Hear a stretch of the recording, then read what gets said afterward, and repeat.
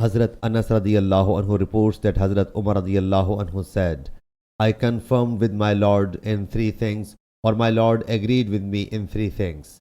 1. I submitted.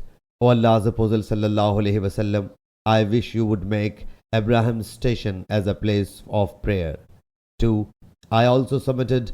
O Allah's Apostle sallallahu alaihi wasallam, I wish you would command the believers' mothers to observe veil, as noble and wicked both kinds of people visit you.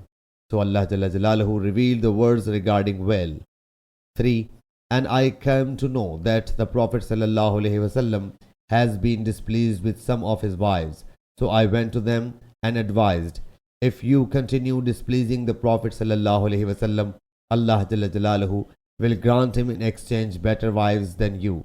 I went to one of his wives and she said, O Umar radiyallahu anhu, doesn't Allah's Apostle sallallahu alaihi wasallam advise his wives that you have started counseling them? Whereupon Allah Jalla Jalaluhu revealed this verse. It is possible that if he divorces you, his Lord may give him in exchange better wives than you. This hadith has been reported from Hazrat Anas radiyallahu anhu with another chain. Sahih Bukhari, hadith number 4483.